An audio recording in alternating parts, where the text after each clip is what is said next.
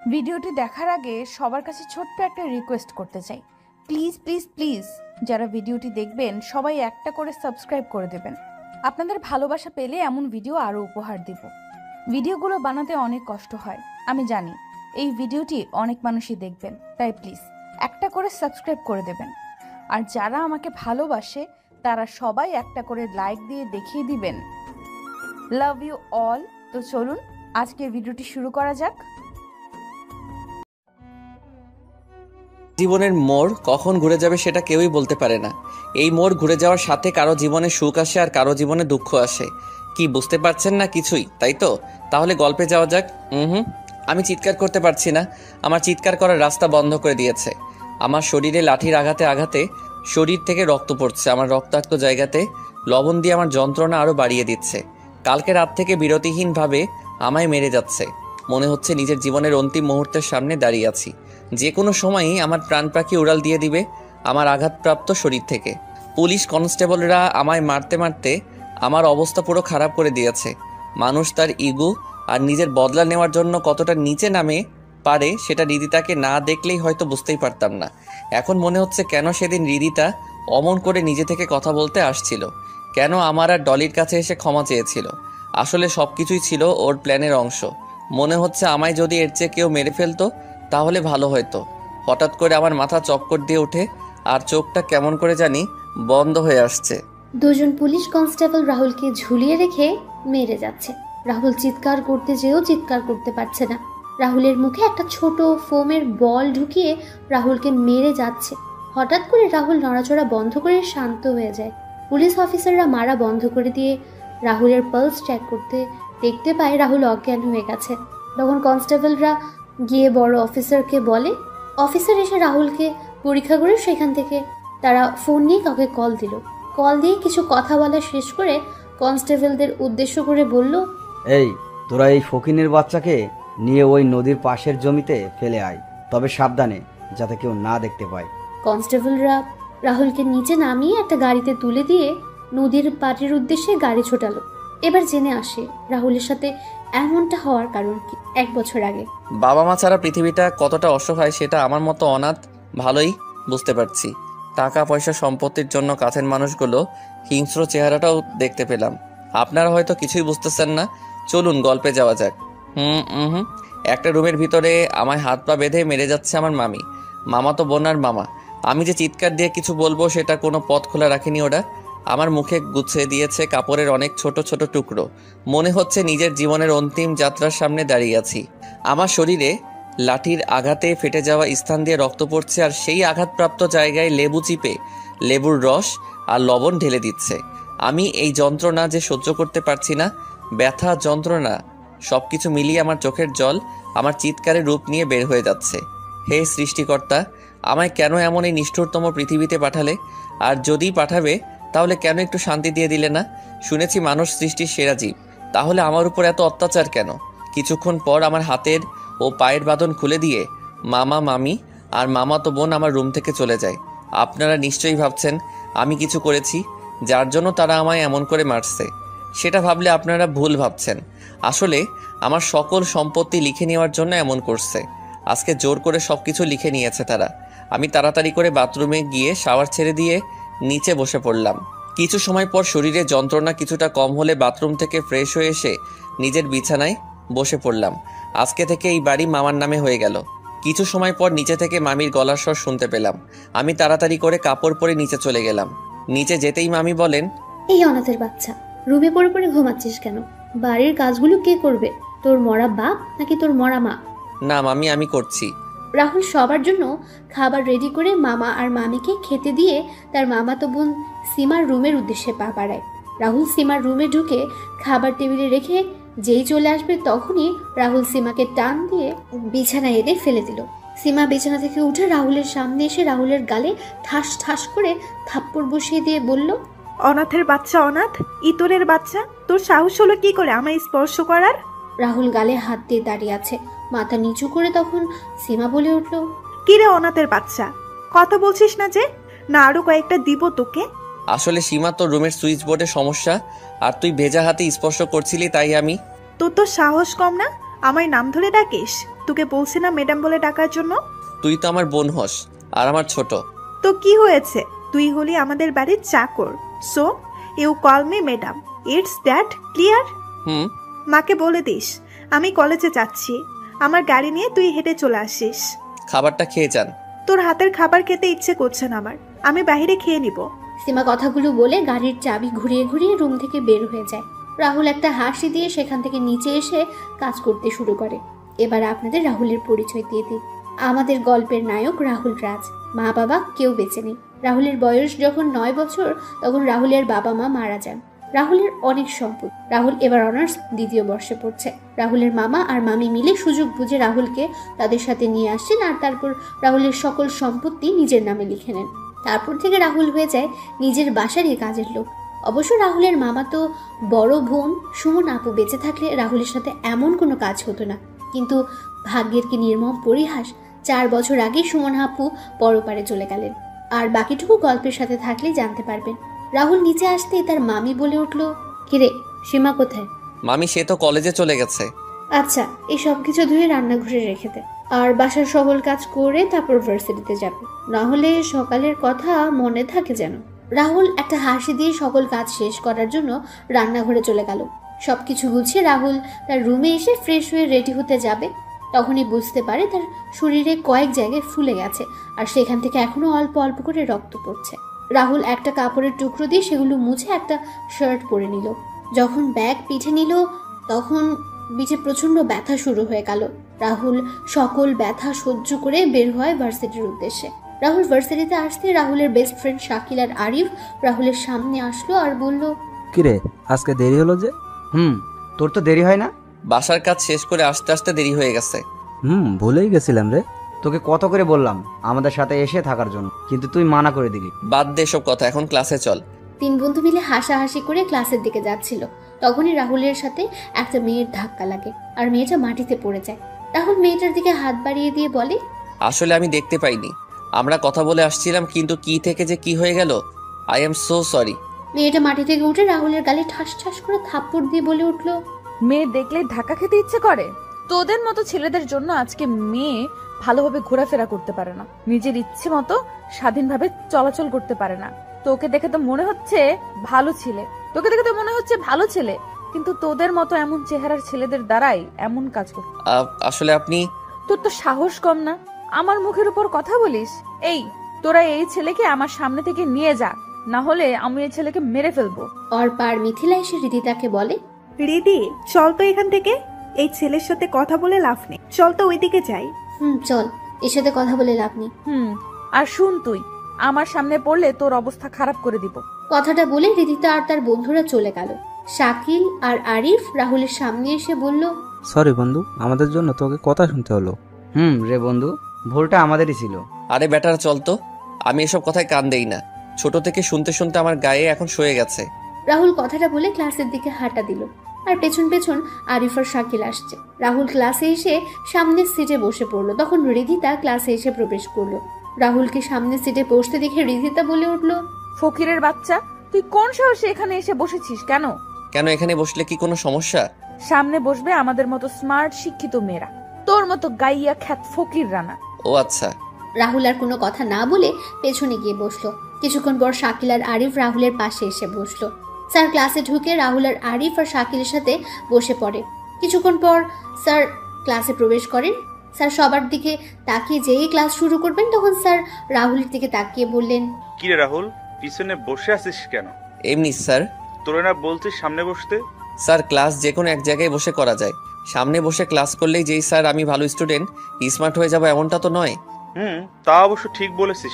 রাহুল কথাগুলো একবার রিদিতার দিকে তাকায় আর রিদিতা রাহুলের কথাগুলো শুনে রাগী চোখে রাহুলের দিকে তাকায়। এদিকে অর্পা আর মিথিলা রিদিতাকে আস্তে আস্তে শুনিয়ে শুনিয়ে বলল, ঠান্ডা মাথায় কিছুক্ষণ আগের বদলা নিয়েছিল ছেলেটা। এবার বুঝতে পারছি রাহুলকে কেন ভালো স্টুডেন্ট। রিদি, তুই ওর দিকে তাকিয়ে আছিস কেন? ছেলের সাহস কেমন দেখেছিস? দেখেছিস, বুকের পাঠা আছে ছেলের। মিস রিদিতা আর রিদিতার 2 হাত, আপনারা ক্লাস করবেন না? বের হয়ে যাবেন। ক্লাস করার ইচ্ছে না থাকলে রুম থেকে বের হয়ে যেতে পারেন, দরজা আপনাদের সামনেই আছে। কেউ আর কোনো কথা বলল না। স্যার ক্লাস নেওয়া শুরু করলেন। একজন স্যারের ক্লাসের পর আরেকজন স্যার এসে ক্লাস নিয়ে চলে গেলেন। ক্লাস শেষ করে রাহুল, শাকিল, আরিফ শহীদ মিনারে বসে কথা বলছিল। তখনই রিদিতা এসে বলল, তোর তো সাহস কম না, তুই আমার ক্লাসের সবার সামনে অপমান করিস। আমি আপনাকে কখন অপমান করলাম? তুই ক্লাসে আমায় এই কথাগুলো শুনিয়ে শুনিয়ে কেন বললি? ক্লাসের কেউ এসে প্রতিবাদ করছে না, তাহলে তুই কেন এসেছিস রিদিতা? জানেন তো চোরের মন পুলিশ পুলিশ। তুই জানিস আমি কে, আমার পরিচয় কি? আপনাকে দেখে আপনার সম্পর্কে জানা হয়ে গেছে আমার। আপনি কোনো অহংকারী বাবা মায়ের অহংকারী মেয়ে হবেন যে মানুষকে মানুষ মনে করেন না। শাকিল, আরিফ, চল এখান থেকে। রাহুল কথাগুলো বলে ভার্সিটি থেকে বের হয়ে আসে। রাহুল বাড়িতে এসে দেখতে পায় বাড়িতে কেউ নেই। রাহুল তার রুমে যাবে, তখন সে শুনতে পায় অদ্ভুত কিছু শব্দ। রাহুল শব্দগুলো অনুসরণ করে কিছুটা সামনে যেতেই একটা রুম দেখতে পায়। রুমটা ছিল সীমার রুম। রাহুল রুমের সামনে গিয়ে দেখতে পায় দরজা ভেতর থেকে ঠিকমতো লাগানো হয়নি। রাহুল দরজা ঠেলে দেখতে পায়, আমি দরজা ঠেলে দেখতে পেলাম আমার মামাতো বোন সীমা আর একটা ছেলে অন্তরঙ্গ সম্পর্কে জড়িয়েছে। তারা এই পাপ কাজের নেশায় এতটাই বিভোর যে দরজাটা লাগাতেই ভুলে গেছে। আমি তো নিজের চোখকে বিশ্বাস করাতে পারছি না। আমার মাথা যেন ঘুরতে লাগলো। কিছুক্ষণের জন্য আমি পাথরের ন্যায় শক্ত হয়ে গেলাম। তখন বললাম, সি সি সি সীমা, এগুলো কি করছিস তুই? মামা মামি জানলে কি হবে বুঝতে পারছিস? রাহুলের কথা শুনে সীমা ওর ছেলেটা আলাদা হয়ে যায়। ছেলেটা নিজের পোশাক পরে সেখান থেকে চলে যায়। সীমা নিজেকে ঢেকে রাহুলের উদ্দেশ্যে বলে, তুই এখানে এই সময়ে? না এলেই তো জানতে পারতাম না তুই এমন একটা কাজ করছিস। আমি জানতাম তুই একটা অহংকারী বদমেজাজি মেয়ে, কিন্তু তুই যে এমন একটা কাজ করবি না সেটা বুঝতে পারিনি। তোকে নিজের বোন বলতে আমার রুচিতে বাড়ছে। এইরকম পাপ কাজে নিজেকে জড়ানোর আগে একবার অন্তত মামা মামির কথা চিন্তা করতি। তোর এই কাজের কথা মামা মামি জানলে কাউকে নিজের মুখ দেখাতে পারবে না। দেখ রাহুল, তুই ভুল ভাবছিস। হ্যাঁ, নিজের চোখে আমি যা দেখেছি সেটাকে ভুল বলবো? ছি সীমা, ছি। রাহুল কথাগুলো বলে সীমার রুম থেকে বের হয়ে নিজের রুমে চলে যায়। রাহুল ফ্রেশ হয়ে নিচে এসে সবার জন্য খাবার তৈরি করতে থাকে। কিছুক্ষণ পর মামা আর মামি বাসায় ফিরে আসেন। দুপুরের খাবার সবাই একসাথে খাওয়া দাওয়া করে যে যার রুমে চলে যায়। এদিকে বিকেলবেলা রিধিতা, মিথিলা আর অর্পা ছাদে দাঁড়িয়ে আছে। তখন তিনজনই দেখতে পায় রাহুল একটা কবরস্থান থেকে বের হচ্ছে নিজের চোখ মুছতে মুছতে। তখন অর্পা বলে, রাহুল আমাদের এলাকায় কি করে? আমি কি জানি। কালকে ওই ছোট লোকের বাচ্চাকে একটা উচিত শিক্ষা দিব। এই রিদিতা চৌধুরীকে অপমান করার পরিণাম কতটা খারাপ সেটা বুঝতে পারবে। আরে বাদ দে না, ক্লাসের কেউ কিছু বলছে না, তুই বলছিস কেন? সামান্য একটা রাস্তার ছেলে হয়ে ওর সাহস হলো কি করে আমার সাথে অমনটা করার? চল ঘুরে আসি কোথা থেকে, এতে মনও ফ্রেশ হয়ে যাবে। এটাই ভালো হবে, চল রিদিতা। কথাটা বলে তিনজনই বেরিয়ে পড়ে। এইদিকে সন্ধ্যাবেলায় রাহুল বাসায় ফিরে নিজের রুমে গিয়ে ফ্রেশ হয়ে পড়তে বসে। এই সন্ধ্যাবেলা রাহুলের কাজ করতে হয় না, তার মামি কাজ করেন। কিছুক্ষণ পর সবাই নাস্তা করে যে যার রুমে চলে যায়। রাহুল যখন পড়ছিল তখন সীমা রাহুলের রুমের সামনে এসে দরজায় কড়া নাড়ে। রাহুল তাকিয়ে সীমাকে দেখতে পেয়ে বলে ওঠে, কি চাই ম্যাডাম? কিছু লাগবে? না। আমি জানি আমি তোর সাথে অনেক খারাপ আচরণ করেছি, তোর গায়ে হাত তুলেছি। আমার এসব কাজের জন্য ক্ষমা চাওয়ার কোনো সুযোগও আমি রাখিনি। তবুও তোর পায়ে ধরে বলছি ভাইয়া, তুই আমায় ক্ষমা করে দে ভাইয়া। আমি তো তোর নিজের বোন না, তবুও নিজের বোন মনে করে ক্ষমা করে দে ভাইয়া, প্লিজ প্লিজ। সীমা কথাগুলো বলে রাহুলের পা জড়িয়ে কান্না করতে থাকে। রাহুল কিছু বলছে না। সীমার চোখের জল রাহুলের পায়ে পড়ছে। রাহুল কি করবে বুঝতে পারছে না। তখন রাহুল নিজের সকল রাগকে ভুলে সীমাকে তার পা থেকে তুলে চেয়ারে বসিয়ে বলে, আচ্ছা যা, আমি তোকে ক্ষমা করে দিলাম। তোকে আমায় কথা দিতে হবে তুই ভবিষ্যতে এমন কাজ আর কখনো করবি না। পড়ালেখায় কোনো ফাঁকি ঝুঁকি দিবি না। আমার কথাগুলো রাখতে পারলে আমি তোকে ক্ষমা করে দিব। আমি তোর সব কথা রাখবো। যা, নিজের রুমে যা এখন। রাহুল তার পড়ালেখা শেষ করে নিচে এসে খাওয়া দাওয়া করে তার রুমে গিয়ে শুয়ে পড়ে। পরের দিন সকালে রাহুল ভোরে ঘুম থেকে উঠে নিচে এসে রান্না করে সীমাকে দেখে অবাক হয়ে যায়। সীমাকে উদ্দেশ্য করে বলে, কিরে তুই এত সকালে রান্নাঘরে? আমি কেন? আজকে থেকে আমি সকাল দুপুরের নাস্তা খাবার আমি আর মা সবার জন্য তৈরি করব। তুই কোনো কাজ করবি না, তুই এখন শুধু পড়ালেখা করবি। আমরা এতদিন তোর সাথে খারাপ ব্যবহার। কালকে কি বললি আর এখন কি করছিস? সবকিছু মনে আছে আমার। পড়ালেখা করবি তাহলে রান্নাঘরে কি? যা গিয়ে পড়তে বস। যা তো ভাইয়া, আমায় ডিস্টার্ব করিস না, তুই রুমে গিয়ে ফ্রেশ হয়ে আয়, আমি খাবার দিচ্ছি। কিন্তু যা তো তুই। সীমা রাহুলকে সেখান থেকে তার রুমে ঠেলে পাঠিয়ে দেয়। রাহুল হাসতে হাসতে তার রুমে চলে যায়। এদিকে রাহুলের মামি নিচে এসে দেখতে পান সীমা রান্নাঘরে রান্না করছে। তখন সীমাকে বললেন, সীমা তুই রান্না করে কেন? রাহুল কোথায়? ভাইয়া এসেছিল, কিন্তু আমি ভাইয়াকে তার রুমে পাঠিয়ে দিয়েছি। ভাইয়া মানে? ভাইয়াকে ভাইয়া বলবো না তো কি বলবো? মা তোর শরীর খারাপ? তুই কি বলছিস এসব? মা আমি ঠিক বলছি। কিছুক্ষণ পর সবাই খাওয়া দাওয়া শেষ করে নিজের রুমে চলে যায়। রাহুল রেডি হয়ে গাড়ির কাছে এসে সীমার জন্য অপেক্ষা করতে থাকে। কিছুক্ষণ পর সীমাও চলে আসে গাড়ির কাছে। দুজনে গাড়িতে বসে রাহুল গাড়ি চালানো শুরু করে। কিছুক্ষণ পর সীমার কলেজে সীমাকে নামিয়ে দিয়ে গাড়ি যেয়ে রেখে আসতে যাবে, তখন সীমা বলে, ভাইয়া গাড়ি তুই নিয়ে যা, তুই 1:30 এখানে চলে আসিস। না, গাড়ি এখানে থাক। না আমি যা বলেছি সেটাই, যা এখন তুই। রাহুল গাড়ি নিয়ে ভার্সিটিতে প্রবেশ করে গাড়ি পার্ক করে গাড়ি থেকে বের হয়। রাহুলকে গাড়ি থেকে বের হতে দেখে অনেকে তাকিয়ে আছে। অর্পা আর মিথিলা বলে ওঠে, এটা কি দেখছি আমি? যেই ছেলে গতকালকে নোংরা পোশাক পরে ভার্সিটিতে এসেছিল আজকে দামি একটা গাড়ি থেকে নামছে। এটা দেখে আমার মনে হচ্ছে কাশেম টিভির কোনো প্রোগ্রাম চলছে।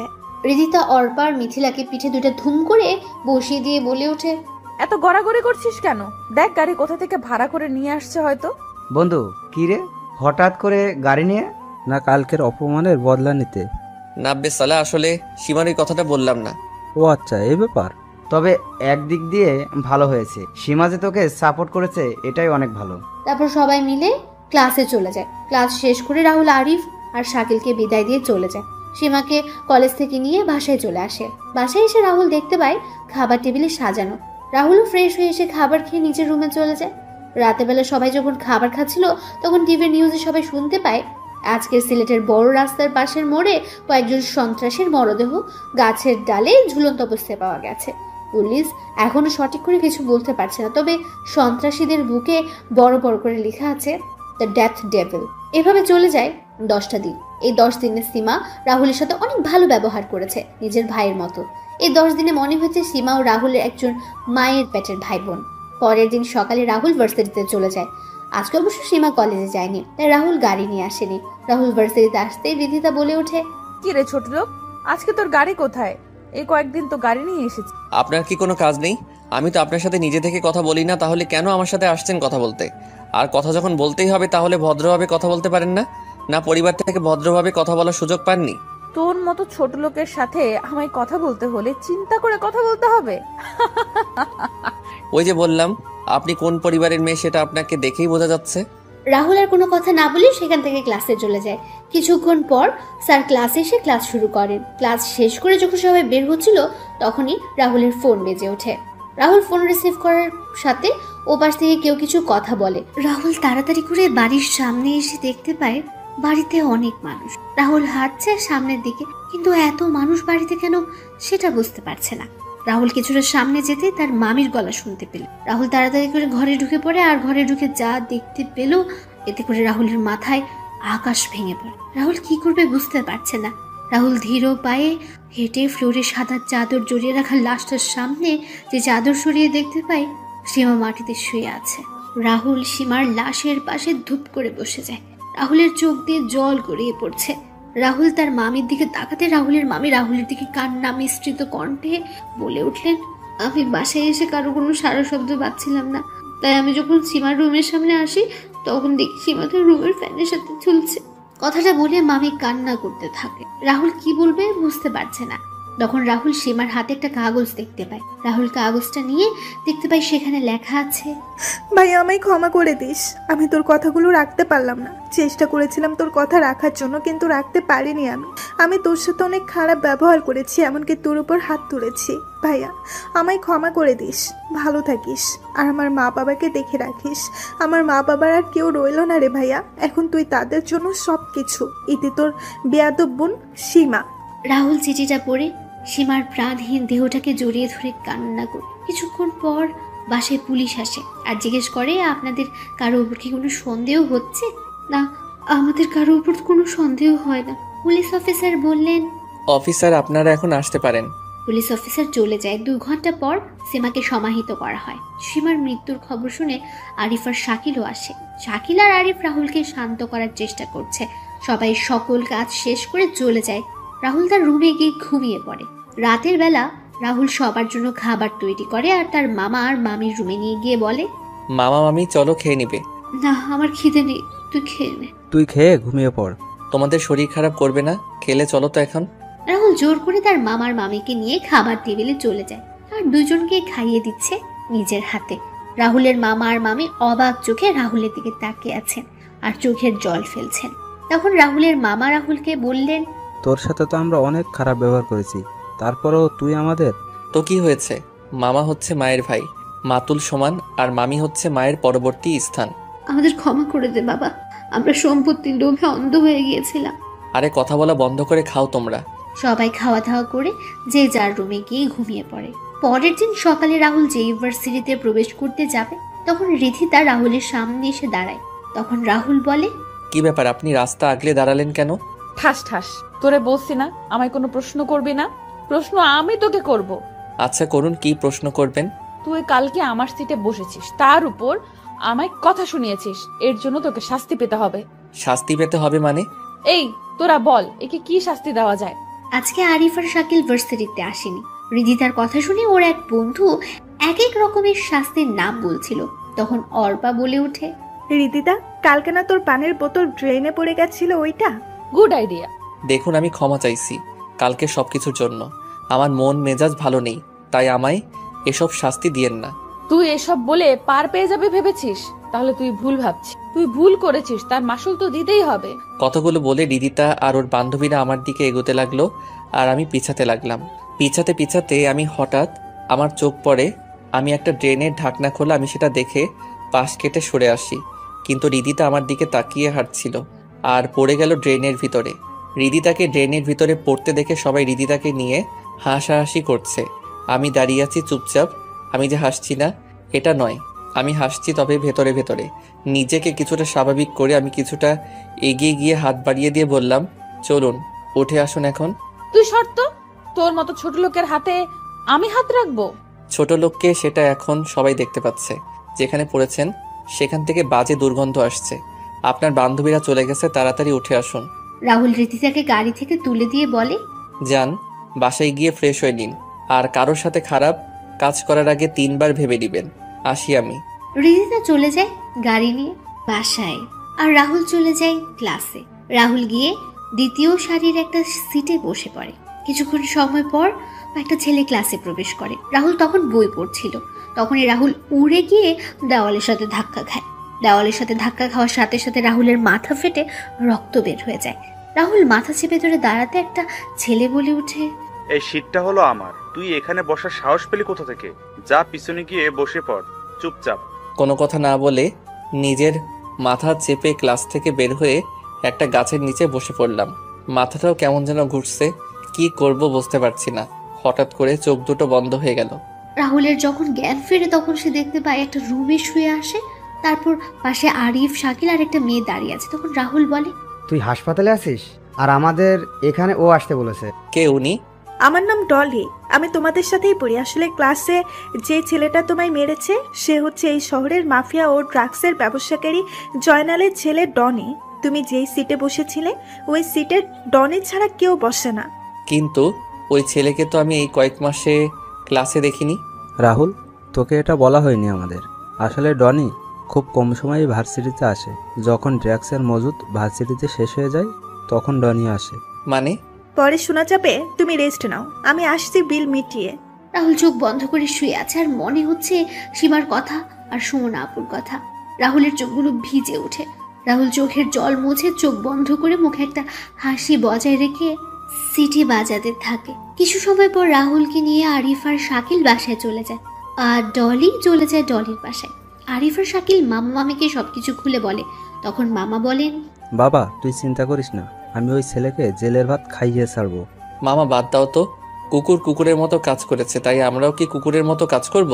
রাহুল ঠিক বলেছে, ঝামেলা বাড়িয়ে লাভ নেই। নিজের 2 মেয়েকে তো হারালাম, এবার এই ছেলেকেও না হারিয়ে ফেলবো। রাতের বেলা সবাই খাওয়া দাওয়া করে ঘুমিয়ে পড়ে। এদিকে ডলি তার বাবাকে বলছে, বাবা, আমাদের কয়েকজন এজেন্টের কোনো সন্ধান পাচ্ছি না, সকল এজেন্টের লোকেশনও বের করা যাচ্ছে না।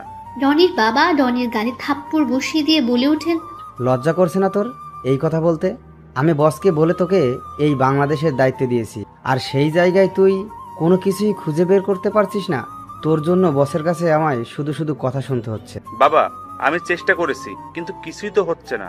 আমার লোকেরা ওদের ভালো করে খুঁজেছে কিন্তু পায়নি। আমার মনে হয় ওদের কেউ মেরে ফেলেছে।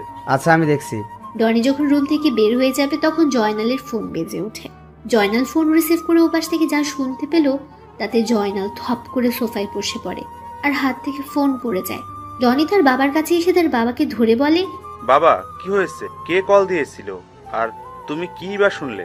আমাদের সকল ইনফরমেশন কেউই হ্যাক করে দিয়েছে এবং কোনো একজন মাফিয়াকে দিয়ে দিয়েছে। কি বলছো কি? হ্যাঁ, এখন এই ইনফরমেশনগুলো লিক হয়ে গেলে আমাদের মৃত্যু নিশ্চিত। আমরা কোনো দেশে পালিয়ে বাঁচতে পারবো না। বাবা এখন কি করবে তাহলে? একজন আছে যে আমাদের রক্ষা করতে পারে। কে বাবা? হ্যাকার রাজ। জয়নাল ফোন দিয়ে রাজের সাথে কথা বলে, রাজের সাথে দেখা করতে চায় এবং রাজও দেখা করতে চায়। পরের দিন বিকেলে রিদিতা ছাদে দাঁড়িয়ে আছে কফি হাতে। তখন রিদিতা দেখতে পায় রাহুল কবরস্থান থেকে বের হয়ে যাচ্ছে। এদিকে রাজ চলে আসে জয়নালের বলা ঠিকানায়। রাজের মুখে মাস্ক ছিল আর জয়নাল বলছে, রাজ, এখন তোকে আমাদের খুব দরকার। আমাদের এখানে বেঁচে থাকা অনেক কষ্টদায়ক হয়ে গেছে। আমি কিছু করতে পারবো না। আমি ওই রাস্তা ছেড়ে দিয়েছি। আমি এখন ভালো হতে চাই। নিজের পুরনো রূপটাকে আমি 4 বছর আগে দাফন করে দিয়েছি। তাই আমায় কল দিয়ে বিরক্ত করবি না। আমায় বিরক্ত করলে এর ফল ভালো হবে না। আর হ্যাঁ, আমার পরিচয় যেন কেউ জানতে না পারে। রাজ কথাটা বলে সেখান থেকে চলে যায় আর জয়নাল ও ডনি তাকিয়ে আছে রাজের যাওয়ার দিকে। তখন ডনি বলে, বাবা তুমি চিন্তা করো না, আমি একে আজকে রাত শেষ হওয়ার আগেই নিয়ে আসবো। জানিস এই রাজকে? কি তার পরিচয়, কি তার কাজ? বাবা পুরো হ্যাকারদের গডফাদার হলো রাজ। রাজের সাথে পাঙ্গা নিয়ে আজ পর্যন্ত কেউ বাঁচতে পারেনি। আর তুই বলছিস সেই রাজকেই নিয়ে আসবি? ড্রাগন গ্রুপের নাম শুনেছিস? আন্ডারওয়ার্ল্ডের এক সময়ের শক্তিশালী টিমের কথা বলছো? সেই ড্রাগন গ্রুপের লিডার হলো এই রাজ। কি? হ্যাঁ। এবার কি করবে তাহলে? ও যে মানা করে দিল। রাজ আসবে আমার কাছে খুব তাড়াতাড়ি। হা হা হা। পরের দিন রাহুল ভার্সিটিতে বসেছিল। তখন ডলি এসে রাহুলের পাশে বসে আর বলে, কি অবস্থা এখন তোমার? ভালো, ধন্যবাদ তোমায়। ডলি আর রাহুল কথা বলছিল। তখন রিদিতা সেখানে চলে আসে। রাহুল সেখানে যেই উঠতে যাবে তখন ডলি রাহুলকে বসিয়ে দিল আর রিদিতা বলে, কি রে ছোট লোক, একটা মেয়েও জুটিয়ে নিয়েছিস? রীতিতা মুখ সামলে কথা বলবি। মানুষকে সম্মান করতে শেখা উচিত তোর। কি রে ডলি, তুই ওই ফকিনের হয়ে কথা বলছিস কেন? প্রথম দেখায় ভালো লেগেছে কি? মানুষকে তো মানুষের ভালো লাগবে, তোদের মতো অমানুষরা সেটা বুঝবে কি করে? এক ফকিন্নি আর এক ফকিন্নির হয়ে কথা বলবেই তো। মুখ সামলে কথা বলবি রীতিতা। তুই মুখ সামলে কথা বল। তুই একজন সামান্য সরকারি চাকরিজীবীর মেয়ে আর আমার বাবা হলেন একজন এমপি। So mind it. আমার সাথে লাগতে এলে তোর এমন অবস্থা করব যাতে তুই কাউকে মুখ দেখাতে না পারিস। তুই যে এতটা খারাপ আমি ভাবিনি। আমাদের তুই ফকিন্নি বললি না? আসলে তোর আচার ব্যবহার বোঝাই যায় কে ফকিন্নি আর কে ছোট লোক। ডলি, তুই কিন্তু মাত্রাতিরিক্ত কথা বলছিস। সামান্য একটা ছোট লোকের জন্য তুই আমার সাথে এইভাবে কথা বলছিস। অন্যকে কিছু বলার আগে নিজের অবস্থান নিজের ব্যবহার দেখে নিস। কথাগুলো বলে ডলি সেখান থেকে চলে যায় আর রাহুল চলে যায় ক্লাসে। রাহুল ক্লাসে এসে আরিফ আর শাকিলের সাথে বসে কথা বলছিল। তখন রিদিতা রাহুলের সামনে আসে আর রিদিতা রাহুলের গালে ঠাস ঠাস করে থাপ্পড় বসিয়ে দিল। তখন রাহুল বলল, এটা কি হলো? আপনি আমায় মারলেন কেন? তোর জন্য একটা মেয়ে আমায় সবার সামনে অপমান করে গেল। আমি কি বলেছিলাম ওর সাথে কথা বলার জন্য? আর আপনি তো নিজে থেকে এসে সমস্যা সৃষ্টি করেছেন। তোদের দুইজনের অবস্থা খারাপ করে দিব। আপনারা দুইজনে কথা বলেছেন, এখানে আমায় কেন টানছেন? আমি তো কিছু বলি নাই, তাহলে আমাকে কেন? রিদিতা কথাগুলো বলে রাহুলকে থাপ্পড় মারছে, সাথে চুলগুলো টানছে। রাহুল একসময় ব্যথায় চিৎকার দিয়ে ওঠে। তখন অর্পা আর বাকিরা রিদিতাকে সেখান থেকে নিয়ে আসে। রাহুল তার চুল ধরে বসে পড়ে। অর্পা রিদিতাকে উদ্দেশ্য করে বলে, এটা তুই কি করলি রীতি? যা করেছি ভালো করেছি। তোরা নিয়ে এলি কেন? আমি ওর সমস্ত চুল ছিঁড়ে ফেলতাম। তোর এই কাজে ক্লাসের সবাই তোকে নিয়ে হাসছে, সাথে অনেক ভিডিও করে রেখেছে। আজকে তুই তোর কাজের জন্য সবার কাছে হাসির পাত্র হয়ে গেলি। রিদিতা এক পলক সবার দিকে তাকিয়ে রাগে ফুসতে ফুসতে গাড়ি নিয়ে বাসায় চলে যায়। এইদিকে আরিফ আর শাকিল বলছে, বন্ধু, অনেক বড় তুফান গেল না রে তোর উপর দিয়ে? ওটা তুফান না, নার্গিস গিয়েছে। শাআল্লাহ, আর একটু হলে আমার মাথার সমস্ত চুল ছিঁড়ে ফেলতো। আমি যতই ওর থেকে দূরে থাকতে চাই ততই মেয়েটা কেন আমার সাথে পায়ে পায়ে ঝগড়া করতে আসে? বন্ধু চল বাসায় চলে যাই, আজকে আর ভালো লাগছে না। তারপর তিনজনই বাসায় চলে যায়। পরের দিন সকালে রাহুল ভার্সিটিতে আসতে দেখতে পায় রিদিতা আর তার বান্ধবীরা ডলিকে ঘিরে ধরে বাজেভাবে কথা বলছে। রিদিতা তার ছেলে বন্ধুরা ডলিকে বাজেভাবে ধরে আছে আর ভার্সিটির সকল স্টুডেন্টদের দিকে তাকিয়ে আছে। ডলি নিজেকে ছাড়ানোর চেষ্টা করছে কিন্তু পারছে না। রাহুলের এটা দেখে মেজাজ গরম হয়ে যায়। তখন রাহুল রিদিতার সামনে গিয়ে বলে, এখানে কি হচ্ছে? এখানে ওই মেয়ের মুখ কালো করে সমাজের মাঝে নতুন পরিচয় হবে। দেখুন আপনার সমস্যা আমার সাথে, তাই ডলিকে ছেড়ে দিন। কাউকে ছাড় দেওয়া হবে না। আগে এই মেয়ে, তারপর ওই ছেলে। ওই তোরা ভিডিও কর। আমি আজকে ডলির সম্মানহানি করব। কথাটা বলে রিধিতা যখন ডলির ওড়না ধরে টান দেবে তখন রাহুল আবার বলে, একজন মেয়ে হয়ে আপনি আরেকটা মেয়ের সাথে এমন করছেন? সর এখান থেকে ছোট লোকের বাচ্চা। কথাটা বলে রিধিতা যে ওড়না ধরবে তখন রাহুল সবাইকে অবাক করে দিয়ে রিধিতার গেঞ্জি টেনে ধরে আর বলে, নে এবার ভিডিও কর। তোর অনেক ইচ্ছা না অন্যের সম্মানহানি করার? এবার তোর সম্মানহানি হবে। রাহুলের এমন কাণ্ডে সবাই অবাক হয়ে যায়। অর্পা, মিথিলা সহ সবাই তাকিয়ে আছে। সবাই ভিডিও করা বন্ধ করে দিয়েছে। রাহুল রিধিতার গেঞ্জি ছেড়ে দিয়ে ডলিকে নিয়ে চলে আসছিল। তখনই রিধিতা বলে ওঠে, তোর যদি সাহস থাকে তাহলে আজকে 3 ঘন্টা ভার্সিটি থেকে দেখা। আজকে তোকে শেষ করে দিব। যা, তোর কোনো বাপ আছে নিয়ে আয়। দেখা যাবে। রিধিতা ফোন দিয়ে তার বাবাকে বলে। তখন তার বাবা তার লোকদের পাঠিয়ে দিলেন। 1 ঘন্টা পর রাহুল ক্লাস করছে। তখন রিধিতা তার বাবার পাঠানো লোকদের নিয়ে ক্লাসে প্রবেশ করে আর রাহুলকে দেখিয়ে দিল। লোকগুলো এসে রাহুলকে ক্লাস থেকে টানতে টানতে ভার্সিটির মাঠে নিয়ে যায়। লোকগুলো রাহুলকে স্ট্যাম্প, হকি স্টিক, পাইপ নিয়ে আঘাত করছে আর রাহুল সবাইকে অবাক করে হেসে যাচ্ছে। রাহুলের মুখ, মাথা থেকে রক্ত পড়ছে, কিন্তু রাহুল অনবরত হেসে যাচ্ছে। রাহুলের দিকে তাকিয়ে আছে সবাই অবাক চোখে। এত আঘাতের পরও হাসছে। ডলি, আরিফ আর শাকিল বলছে, কিরে রাহুল হাসছে কেন? এত আঘাতের পরেও হাসছে। রাহুলের শরীরে মনে হচ্ছে এই আঘাতের কোনো প্রতিক্রিয়াও হচ্ছে না। রাহুল হাসছে দেখে রিধিতা রাহুলের সামনে গিয়ে বলে, কিরে হাসছিস কেন? হাসবো না কেন বলতো? তোর ডেকে আনা লোকগুলো আমায় কিছু করতে পারছে না। তোর শরীর থেকে রক্ত পড়ছে আর বলছিস কিছু হয়নি। দাঁড়া, তোর খালি শরীরে আঘাত করলেই বুঝতে পারবি। রাহুল টি শার্ট ছিঁড়ে ফেলতেই সবাই অবাক হয়ে যায়। রিধিতার বাবার লোকেরা পালিয়ে যায় আর রিধিতা সেখান থেকে কয়েক পা পিছিয়ে যায়। ভার্সিটির সবাইও তাকিয়ে আছে রাহুলের দিকে। ডলি, আরিফ আর শাকিলও তাকিয়ে আছে। রাহুল রিধিতার সামনে গিয়ে বলে, কিরে, মারবি না আমায় তুই? কে তুই? আমি একজন ছোট লোক মানুষ। তাহলে তোর শরীরে এতগুলো আঘাত ও গুলির চিহ্ন কেন? তোর এসব জানার কোনো প্রয়োজন নেই। তুই মার আমায়, আয় মার। রাহুল কথাগুলো বলে রিধিতার দিকে এগোচ্ছিল। তখনই রিধিতা ও তার বন্ধুরা সেখান থেকে দৌড়ে চলে গেল। রাহুল তার রক্তাক্ত টি শার্ট গায়ে জড়িয়ে ভার্সিটির বাইরে এসে একটা টঙের দোকান থেকে সিগারেট টানছে। তখন ডলি, শাকিল আর আরিফ আসে। রাহুল একবার তাকিয়ে আবার সিগারেটের ধোঁয়া উড়াতে লাগলো। সিগারেট শেষ হলে শাকিল বলে, ভাই আপনি কে বলুন তো? আপনি যে কোনো সাধারণ মানুষ নয় সেটা আমরা বুঝে গেছি। কি বলছিস কি তোরা? তোর শরীরে এগুলো এলো কিভাবে? বলবো সব, তবে লক্ষ্য যেদিন পূরণ হবে সেই দিন বলবো। রাহুল কথাটা বলে সেখান থেকে চলে যায় বাসায়। এদিকে রিধিতা তার রুমে বসে একটু আগের কথা চিন্তা করছে। রিধিতা মনে মনে বলছে, কে ওই ছেলে? ছেলেটাকে যেমন দেখতে তেমনটা কিন্তু নয়। ওর এমন চেহারার পেছনে কি এমন রহস্য লুকিয়ে আছে? ও শরীরে এত চিহ্ন কিসের? ধুর, ও যেই হোক, তাতে আমার কি? আমার বদলা নিতে হবে। সেদিন আমি চিন্তা করব কি করে যে বদলাটা নেই। আমি কি করি? রিধিতা বসে এসব চিন্তা করছিল। তখনই রিধিতা ইয়েস বলে লাফ দিয়ে উঠল। রিধিতা নিচে গিয়ে খাওয়া দাওয়া শেষ করলো। রাহুল বাসায় এসে তার রুমে গিয়ে ফ্রেশ হয়ে কেটে যাওয়া জায়গায় মলম লাগিয়ে শুয়ে পড়লো। রাতের বেলা যখন সবাই মিলে খাবার খাচ্ছিল তখনই সবাই নিউজে দেখতে পেল আজকেও বড় রাস্তার পাশের পুকুরে কয়েকজন লাশ পাওয়া গেছে। পুলিশ বলছে মৃত ব্যক্তিরা ড্রাগসের ব্যবসার সাথে আগের মতোই সবার বুকে লেখা আছে দ্য ডেথ টেটল। পরের দিন সকালে রাহুল ভার্সিটিতে বসে আরিফ, শাকিল আর ডলির সাথে কথা বলছিল। তখনই শাকিল বলে ওঠে, ওই এই ভিডিওটা দেখতো তোরা। কিসের এই ভিডিওটা? আরে বেটা, কালকে রাতে পুলিশের আইজিপিকে কেউ বাজেভাবে হত্যা করেছে আর বুকে লিখে দিয়েছে day dead devil. Day dead devil মেরেছে। কি শুরু হলো বলতো? দেশে এক এক করে সবাইকে মেরে ফেলছে ওই ডেভিল।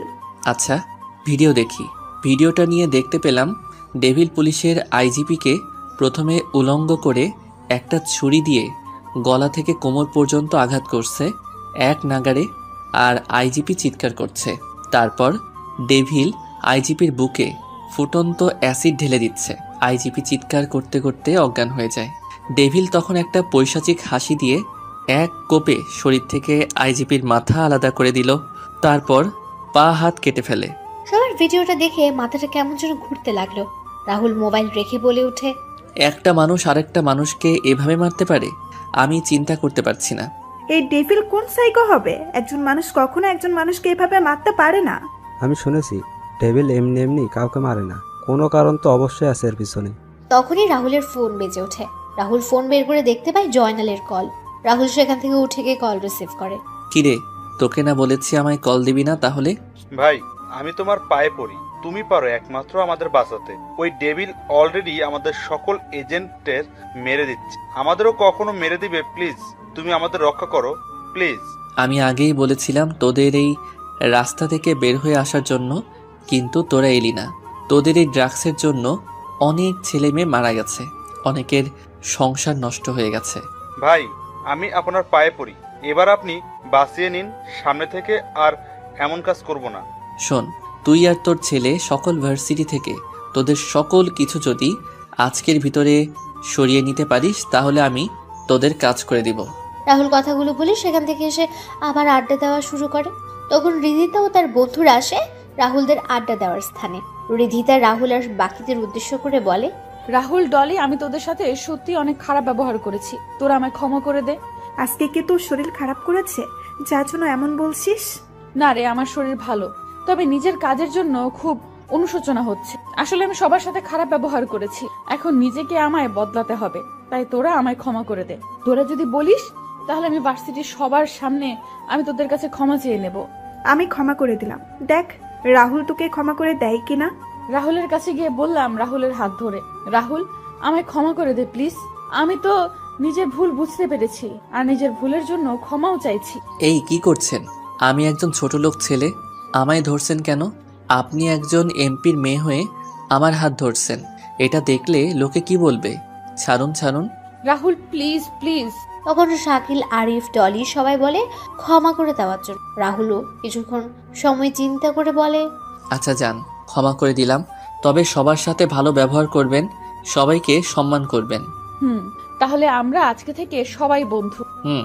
আচ্ছা শুন, তোরা কালকে আমার জন্মদিন, তাই বাড়িতে একটা পার্টির আয়োজন করা হয়েছে, তোরা সবাই আসবি। শুভ জন্মদিন রিদিতা, জন্মদিনের অনেক অনেক শুভকামনা রইল। আরে এখন বলছিস কেন? কালকে বলবি তো? না রে, আমি কালকে যাব না, আমার এইসব পার্টি ভালো লাগে না। তাহলে বুঝবো তুই আমায় ক্ষমা করিসনি এখনো। আরে না না, তুই ভুল ভাবছিস।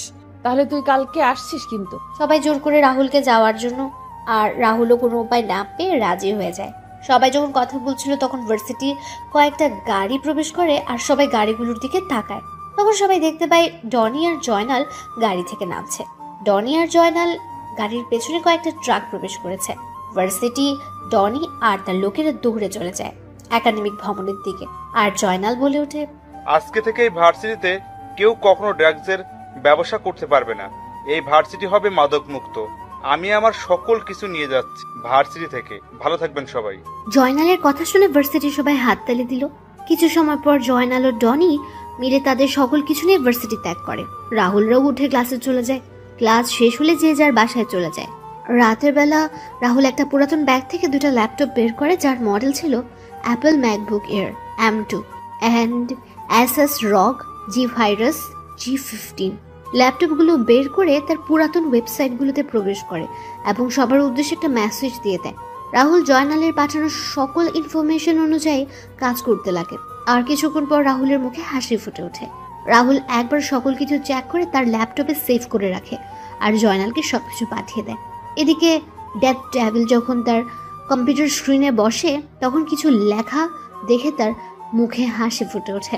জয়নাল তার বসকে কল দিয়ে বলছে, বস, রাজ আমাদের কাজ করে দিয়ে এবং আমাদের সকল সিকিউরিটি সিস্টেমের অ্যাক্সেসের সকল কিছু দিয়ে দিছে, এবার আর ওই ডেড ডেভিল আমাদের কিচ্ছু করতে পারবে না। শোন, এবার তুই এই কাজটা তো করতে পারবি, আমি তোকে সকল কিছু বলে দিব। বস, কিন্তু রাজের ছবি তো আমার কাছে নেই, তাহলে? আমি দিয়ে দিচ্ছি। কিছু সময় পর জয়নালের ফোনে একটা ছবি আসে। তখন জয়নাল ডনিকে ডেকে বলে ওঠে, ডনি, ডনি। হ্যাঁ বাবা, বলো। বাবা, এই ছেলেকে খুঁজে বের করতে হবে, আমাদের বসের আদেশ। বাবা, এই ছেলেকে? এই ছেলে হচ্ছে রাজ দা হ্যাকার। কিন্তু বাবা, এই ছেলে তো আমাদের ভার্সিটিতে পড়ে। মানে? আমাদের ক্লাসে আমাদের সাথেই পড়ে, কিন্তু বাবা একে দেখে তো হ্যাকার বলে মনে হয় না। আচ্ছা, তাহলে তো শিকারকে পেয়ে গেছি। তাহলে কালকে না মেরে আগামী পরশুদিন মারবো, আর বসও আসবে। শুন, কালকে এমপির বাড়িতে ইনভাইট আছে, আমাদের যেতে হবে, আর ওই এমপির মেয়ের সাথে তোর বিয়ের কথা বলবো। আচ্ছা বাবা। পরের দিন সন্ধ্যাবেলা সবাই চলে যায় রিধিতার বাসায়। রিধিতা রাহুলকে দেখে বলে, কিরে, তোরা সবাই চলে এসেছিস? আচ্ছা বস তোরা, আর রাহুল তুই আয় এদিকে। হুম। রিধিতা রাহুলকে নিয়ে তার বাবা আর মায়ের সাথে পরিচয় করিয়ে দিল। রিদিতার বাবা রাহুলকে দেখে কিছুটা চিন্তিত হয়ে পড়েন। তখন রিদিতার বাবা রাহুলকে দেখে বলে উঠলেন, রাজদা। আঙ্কেল, কি বলছেন আপনি? আমার নাম তো রাহুল। হ্যাঁ বাবা, ওর নাম তো রাহুল। তুমি কি রাহুলকে চেনো? হ্যাঁ, না আসলে ওকে দেখতে একজনের মতো দেখতে। কি বলছেন কি আঙ্কেল? না কিছু না। আচ্ছা, তোমরা এনজয় করো, আমি আসছি। রিদিতার বাবা সেখান থেকে চলে যান। তখন রিদিতা ও তার বাবার বন্ধু আমজাদ খানের সাথেও রাহুলের পরিচয় করিয়ে দিল। রিদিতা তার বাবার একজন লোককে ইশারা করে এবং লোকটা ইশারা করে বুঝিয়ে দেয় কাজ হয়ে গেছে। রাহুল তখন সেখানে জয়নাল ও তার ছেলেকে দেখতে পায়। জয়নাল রিদিতার বাবার আমজাদ খান কি যে কথা বলছিলেন। কিছুক্ষণ পর সবাই মিলে অনেক আনন্দ করে রিদিতার জন্মদিনের কেক কাটে। খাওয়া দাওয়া শেষ করে যে যার বাসায় চলে যায়। রাহুল তার রুমে ফ্রেশ হয়ে এসে তার রুমে ঘুমিয়ে পড়ে, আর রিদিতার বাবা তার রুমে বসে কিছু চিন্তা করছেন। তখন রিদিতার চিৎকার শুনে রিদিতার রুমে চলে যান। সেখানে গিয়ে শুনতে পারেন সকালবেলা রাহুল যখন বাসা থেকে বের হয়ে শাকিল আর আরিফের অপেক্ষা করছিল, তখন একটা পুলিশের গাড়ি এসে রাহুলের সামনে থামলো আর রাহুলকে তাদের গাড়িতে তুলে নিয়ে গেল। রাহুলকে নিয়ে থানায় এনে সেলের ভেতর রাখা হয়। তখন রাহুল বলে, অফিসার আমায় এখানে নিয়ে আসার কারণ কি, আর আমায় সেলের ভিতরেই বা কেন রাখছেন?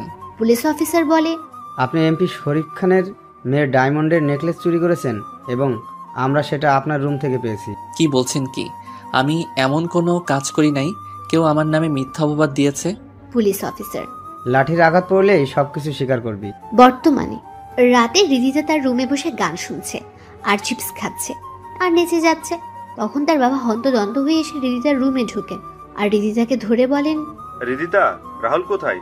রিদিতা তার বাবার দিকে ঘুরে ডোন্ট কেয়ার ভাব নিয়ে বলে, ওই ছোট লোক তো এখানে জেলের ভেতরে পুলিশের মার খাচ্ছে। কি বলছিস? বাবা, আমার সাথে অনেক খারাপ ব্যবহার করেছিল, আমায় থাপ্পড় মেরেছিল। এবার বুঝবে কত ধানে কত চাল। তুই এটা কি করেছিস? তুই জানিস রাহুলকে? তুই জানিস রাহুলের সম্পর্কে?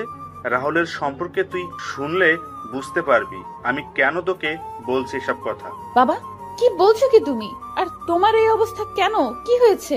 কে ওই ছোট লোক যার জন্য তুমি এমন করছো?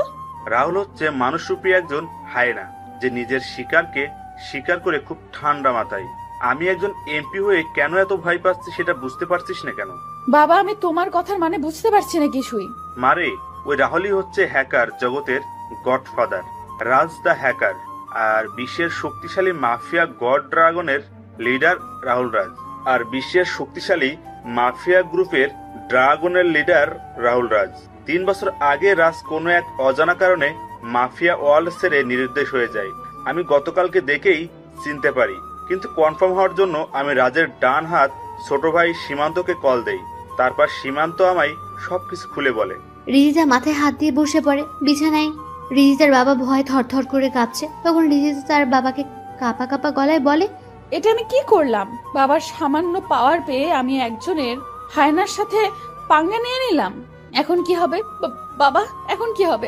আমি তো ভুল করে ফেলেছি। এখন কি করব? আমি যে নিজের মৃত্যু নিজে ডেকে এনেছি। আমাদের সকালে তাড়াতাড়ি করে থানায় যেতে হবে এবং রাজকে ছাড়িয়ে নিয়ে আসতে হবে। এখন চল। পরের দিন সকালে রিদিতা আর তার বাবা থানায় গিয়ে যা শুনতে পেলেন তাতে তারা কিছুটা ভয় পেয়ে যান। তারা থানায় গিয়ে রাহুলের কথা জিজ্ঞেস করলে পুলিশ অফিসার বলে, আজকে রাহুলকে কোর্টে নিয়ে যাওয়ার পথে দুটো সন্ত্রাসী গ্রুপ তাদের উপর হামলা করে। একটা গ্রুপ রাহুলকে নিয়ে যায়। ঘটনাস্থলে কয়েকজন সন্ত্রাসী মারা যায় আর তাদের অনেক পুলিশ সদস্য হাসপাতালে ভর্তি আছে। রিদিতা তার বাবা থানা থেকে বের হয়ে আসেন। তখন রিদিতার বাবার ফোন বেজে ওঠে। রিদিতার বাবা ফোন রিসিভ করে শুনতে পান, খান সাহেব, আপনি চিন্তা করবেন না, ভাই আমাদের সাথেই আছে, আপনি আমাদের এখানে চলে আসুন। রিদিতার বাবা রিদিতাকে বাসায় চলে যেতে বলে। তিনি অন্য একটা গাড়ি ভাড়া করে সীমান্তের বলে দেওয়া ঠিকানায় চলে যান। এদিকে রিদিতা বাসার দিকে গাড়ি চালিয়ে আসছিল, তখনই কবরস্থানে সেই চাচাকে দেখতে। রিদিতা গাড়ি থামিয়ে চাচার সামনে গিয়ে বলে, চাচা, কেমন আছেন? ভালো রে মা, তুই কেমন আছিস? ভালোই চলছে। চাচা, আপনার কাছে কিছু জানার ছিল। হ্যাঁ বল, কি জানতে চাস তুই? আচ্ছা, একটা ছেলেকে দেখি প্রত্যেকদিন বিকেলে কবরস্থানে আসে আর কান্না করতে করতে বের হয়ে যায়। আসলে ছেলেটা এখানে কেন আসে আর কান্নাই বা কেন করে? আচ্ছা, তুমি রাজের কথা বলছো? মারে, ছেলেটার পৃথিবীতে কেউ নেই। রাজের বয়স যখন 10 তখন তার মা বাবা মারা যান। তারপর থেকে রাজের দেখাশোনা করার জন্য তার মামা আর মামি তাদের বাসায় চলে আসেন। রাজের মামা আর মামি ছিলেন লোভী প্রকৃতি। তারা রাজের সম্পত্তির লোভে রাজের দেখাশোনা করার নামে রাজের উপর অত্যাচার করত। রাজের মামা মামি আর রাজের মামাতো ভাই বোন রাজকে সহ্য করতে পারতো না। রাজের উপর চলতো প্রাচীন যুগের অমানবিক নিষ্ঠুর অত্যাচার। রাজের বড় মামাতো বোন সুমনা রাজকে অনেক ভালোবাসতো, রাজও সুমনাকে অনেক ভালোবাসতো। বলতে পারি সুমনা হয়ে যায় রাজের মা বাবা। রাজের উপর কোনো অত্যাচার হলে সুমনা তার প্রতিবাদ করত, রাজকে নিয়ে বিভিন্ন জায়গায় ঘুরতে যেত। সুমনা যতদিন বাসায় থাকতো ততদিন সবাই রাহুলের সাথে ভালো ব্যবহার করত, কিন্তু ভাগ্যের কি নির্মম পরিহাস। সুমনা কোনো এক অজানা কারণে 4 বছর আগে সুমনাও মারা যায়। সুমনা মারা যাওয়ার পর রাজের পুরো পৃথিবী পাল্টে যায়। রাজ হয়ে যায়, রাজ কেমন যেন চুপচাপ হয়ে যায়। মামা মামি আর ছোট মামাতো বোন রাজকে শত আঘাত করলেও রাজ সবকিছু বুঝে সহ্য করে নিত। রাজ প্রত্যেক দিন এসে সুমনা ও তার মা বাবা কবরের কাছে বসে কান্না করে সবকিছু বলতো। আমি ছেলেটার কথাগুলো শুনে বাকরুদ্ধ হয়ে যেতাম। ছেলেটার কান্না শুনে আমি কান্না করতাম। রাজ একদিন এসে কান্না করে বলে, জানো মা বাবা আপু, আজকে মামা মামি আর সীমা মিলে আমায় অনেক মেরেছে। আমার মুখে কাপড় গুজে দিয়ে আঘাত করেছে। আমার শরীরে লাঠির আঘাতে ফেটে যাওয়া স্থান দিয়ে রক্ত পড়ছে, আর সে আঘাতপ্রাপ্ত জায়গায় লেবু চিপে লেবুর রস আর লবণ ঢেলে দিচ্ছে। আমি এই যন্ত্রণা যে সহ্য করতে পারছি না, ব্যথা যন্ত্রণা সব কিছু মিলিয়ে আমার চোখের জল আমার চিৎকারের রূপ নিয়ে বের হয়ে যাচ্ছে। আমায় কেন তোমরা একা রেখে চলে গেলে? আমার পিঠে যে প্রচণ্ড ব্যথা করছে। মা বাবা আপু, তোমরা শুনতে পাচ্ছ? আমার পিঠে অনেক ব্যথা করছে। আমি অনেক গুলি খেয়েছি, কিন্তু এমন ব্যথা আমার কখনো লাগেনি। তোমরা কেন আমায় একা রেখে চলে গেলে? বেশ, কেন আমায় তোমাদের সাথে নিয়ে গেলে না? জানিস মা, রাজ তার নিজের মা আর বাবার নামে একটা অনাথ আশ্রম আর সুমনার নামে একটা হাসপাতাল তৈরি করেছে। রাজকে একটা মেয়ে তার ভার্সিটিতে নানাভাবে অপমান করত, কটু কথা বলতো, মা বাবা তুলে কথা বলতো, কিন্তু রাজ কিছুই বলতো না। কয়েকদিন আগে রাজ এসে আমায় বলে যায়, চাচা, আমার বোনেদের খুনিদের সন্ধান পেয়ে গেছি। এবার শুরু হবে মৃত্যুর মিছিল। সব কয়টাকে শোনাবো মৃত্যুর ভয়ানক শব্দগুলো। কি বলছিস কি রাজ? তুই সুমনা আর সীমা হত্যা করা হয়েছে মানে? চাচা, হত্যা করা হয়েছে। তোমায় সব বলবো, তবে কাজ শেষ করে এসে। কিন্তু আমরা তো শুনেছি সীমা আত্মহত্যা করেছিল গলায় ফাঁসি দিয়ে। তবে রাজ যেহেতু বলেছে, তার পিছনে কোনো কারণ আছে নিশ্চয়ই। হৃদিতার চাচার কথাগুলো শুনে নিজের বাসায় দৌড়ে চলে যায়। হৃদিতা তার রুমে ঢুকে কান্না করছে আর নিজের কাজের জন্য বারবার আফসোস করছে। চাচাও কথাগুলো বলে দীর্ঘ একটা শ্বাস ছেড়ে সামনের দিকে পা বাড়ান। এদিকে শরীফ খান সীমান্তের বলা ঠিকানায় এসে পৌঁছে যান। বাসার ভেতর প্রবেশ করে দেখতে পান ডাক্তার রাজের শরীরে ড্রেসিং করে দিচ্ছে। শরীফ খানকে দেখতে পেয়ে রাহুল বলে ওঠে, আরে আঙ্কেল, আপনি আসুন আসুন, বসুন এখানে। শরীফ খান রাহুলের পাশে গিয়ে বসেন। তিনি কাঁপা কাঁপা গলায় বলে ওঠেন, আসলে রাহুল, আমার মেয়ের অমন কাজের জন্য আমি খুবই দুঃখিত। দিদিতা হয়ে আমি ক্ষমা চেয়ে নিচ্ছি। দিদিতা এখনো অনেক ছোট, তাই অমন কাজ করেছে, তাই তো? চিন্তা নেই, আপনি আপনার মেয়েকে আমি আপনার মেয়েকে ক্ষমা করে দিলাম। তবে ভবিষ্যতে এমন কাজ করলে আর ক্ষমা পাবে না। রিদিতা আর এমন কোনো কাজ করবে না, আমি কথা দিচ্ছি তোমায়। সেদিন জয়নাল আপনাকে কি বলেছিল? জয়নাল এসেছিল তার ছেলের সাথে আমার মেয়ের বিয়ের কথা বলতে, কিন্তু আমি মানা করে দেই। জয়নাল আমার এটাও বলে যে ওর সাথে ড্রাগসের ব্যবসা জড়িয়ে যেতে। তো এবার আপনি কি করবেন? এই দেহে যতদিন প্রাণ আছে ততদিন সত্যের পথে চলে যাব, কখনো অসতের পথে যাব না। আচ্ছা রাজ, একটা কথা জিজ্ঞেস করতে পারি? বলেন। সীমান্তরা তোমায় নিয়ে আসলো, তাহলে কারা তোমার উপর হামলা করলো?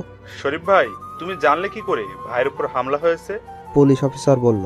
হয়তো আমার কাছের কেউ হবে, তবে চিন্তা নেই, খুঁজে বের করব সব কয়টাকে। রাজ, কালকে রাতে জয়নালের কাছে একটা ফোন আসে। তো কি হয়েছে? ফোন তো আসতেই পারে। কিন্তু জয়নাল কি কথা বলেছে তুমি জানো রাজ? কথাগুলো স্বাভাবিক ছিল না। মানে? জয়নাল বলছিল, বস, আপনি চিন্তা করবেন না।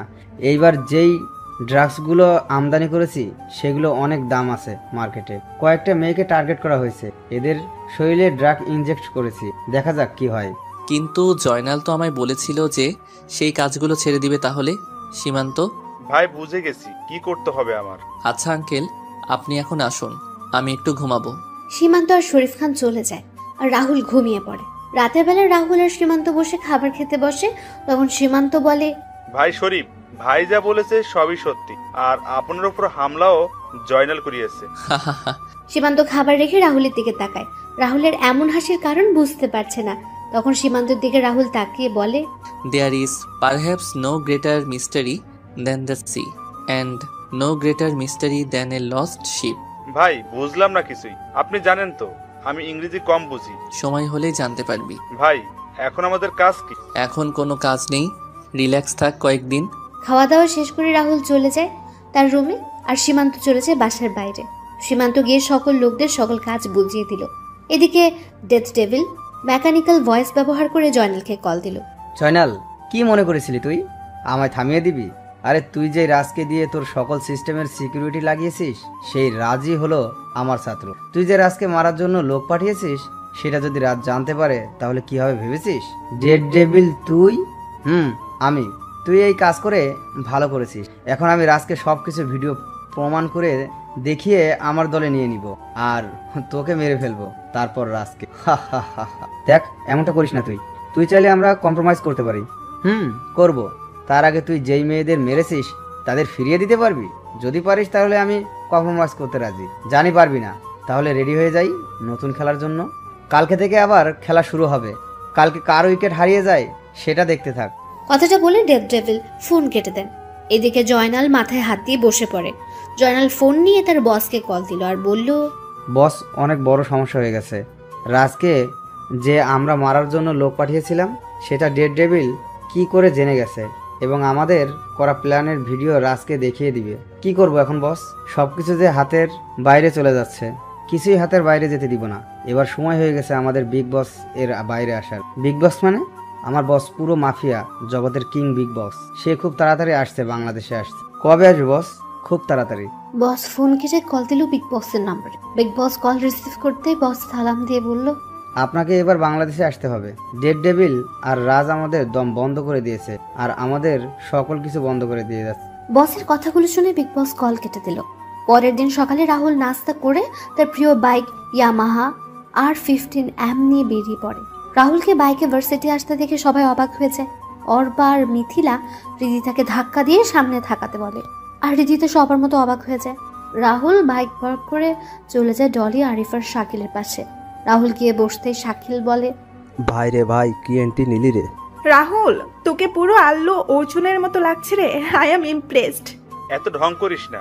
ভার্সিটির সকল মেয়েই ইমপ্রেসড হয়ে গেছে। দেখ সবাই কেমন করে তাকিয়ে আছে, মনে হচ্ছে রাহুলকে গিলে ফেলবে। এই শালা, তোর হাতে আর মাথায় ব্যান্ডেজ কেন? কি হয়েছে? আরে অ্যাক্সিডেন্ট করেছিলাম, তাই এমন হয়ে গেছে। সবাই মিলে কথা বলছিল, তখন রিদিতা তার বন্ধুরা আসে। রিদিতা রাহুলের পাশে বসে। তখন রাহুল সেখান থেকে উঠে পড়ে, ক্লাসের দিকে হাঁটা দিল। শাকিল বলল, কিরে রাহুল, চলে যাচ্ছিস যে? ক্লাসে যাব, সময় হয়ে গেছে। আরে আরো 10 মিনিট বাকি আছে তো ক্লাসের। তোরা 10 মিনিট কথা বলে আয়, আমি ক্লাসে আছি। রাহুল কথাগুলো বলে চলে যায়। রিদিতা তাকিয়ে আছে রাহুলের যাওয়ার দিকে। সবাই আরো কিছু সময় কথা বলে ক্লাসে চলে যায়। আরিফ, শাকিল আর ডলি রাহুলের পাশে বসে। তখন ডলি বলে, এভাবে চলে এলি কেন? সবাই মিলে কত মজা করলাম, তুই ছিলি না। ক্লাস সেটুর পর থাকিস। রিদিতা কি জানি কিসের ট্রিট দেবে। রাহুল একবার শাকিল আর একবার রিদিতার দিকে তাকায়। রাহুল দেখতে পায় রিদিতা কেমন করে তাকিয়ে আছে। তোরা খেয়ে নিস ট্রিট, আমি আমার জীবনের সেরা ট্রিট পেয়ে গেছি। কিছু সময় পর স্যার ক্লাসে এসে ক্লাস নেওয়া শুরু করেন। ক্লাস শেষে স্যার যখন ক্লাস থেকে বের হয়ে যাবেন, তখন স্যার রাহুলকে উদ্দেশ্য করে বলেন, রাহুল, এখন ক্লাস শেষ করে আমার রুমে এসে একবার দেখা করবে। আচ্ছা। রাহুল ক্লাস শেষ করে স্যারের পিছু পিছু চলে যায়। রিদিতা, শাকিল আর আরিফের কাছে এসে বলে, কি রে, বলেছিলে তোরা রাহুলকে? বলেছি। কি বলেছে ও? তোরা খেয়ে নিস ট্রিট, আমি আমার জীবনের সেরা ট্রিট পেয়ে গেছি। কিসের ট্রিটের কথা বললো? আচ্ছা। রাহুল স্যারের সাথে তার রুমে চলে যায়। তখন স্যার রাহুলকে কিছু ছবি আর একটা ফাইল লিখিয়ে দিয়ে বলেন, রাজ, এইগুলো দেখো তুমি। রাজ মানে? রাহুল, আমি তোমার সম্পর্কে সব জানি। রাহুল, আমার এই শিক্ষকতার পেশার আড়ালে একটা পরিচয় আছে যা কেউই জানে না। কি পরিচয় স্যার? আমি একজন ইন্টারপোল অফিসার। আমি জানি তুমি একজন হ্যাকার আর ড্রাগ টিমের লিডার। স্যার, এই ছবিগুলো প্রায় সবাইকে আমি মেরে ফেলা হয়েছে তো, আর কয়েকজন বাকি আছে। তবে ওদের সবার বস মাফিয়া জগতের বর্তমান কিং বিগ বস খুব তাড়াতাড়ি বাংলাদেশে আসছে। তার জন্য লক্ষ্য হলো তোমায় এবং ডেড ডেভিলকে হত্যা করা। আমি আমার সোর্সের কাছ থেকে জানতে পেরেছি তোমাকে এখন সাবধানে থাকতে হবে। স্যার, সাবধানে তো ওরা থাকবে। ওই বিগ বস বাংলাদেশে এসে অনেক ভুল করেছে, যা সে তার প্রাণের মূল্য দিয়ে বুঝবে। মানে? There is perhaps no greater mystery than the sea and no greater mystery than a lost ship. আসি স্যার। রাহুল কথাগুলো বলে রুম থেকে বের হয়ে যায়। আর স্যার রাহুলের এমন রহস্যময় কথা শুনে কথাটার মানে বোঝার চেষ্টা করছেন। রাহুল ক্লাসে এসে শাকিল আর আরিফের সাথে বসে পড়ে। কি রে, স্যার কেন ডাকলো? আমার এই অবস্থা হলো কি করে সেটা জানার জন্য। ও আচ্ছা। কিছুক্ষণ পর স্যার এসে ক্লাস নেওয়া শুরু করেন। ক্লাস শেষ করে স্যার চলে যান। রাহুল ক্লাস থেকে বের হয়ে তার বাইকের কাছে সে বাইক নিয়ে যেই বের হবে ভার্সিটি থেকে, তখন রিজা রাহুলের সামনে এসে বলে, কি ব্যাপার, কোথায় যাচ্ছ তুমি? হাওয়া খেতে যাচ্ছি। আপনার কোনো সমস্যা? শাকিল আর আরিফ কিছু বলেনি? বলেছে। তাহলে চলে যাচ্ছ যে? জীবনে অনেক ট্রিট পেয়েছি, আর কয়েকদিন আগেই তো আপনার কাছ থেকে সেটা ট্রিট পেয়েছি, আর ট্রিট লাগবে না।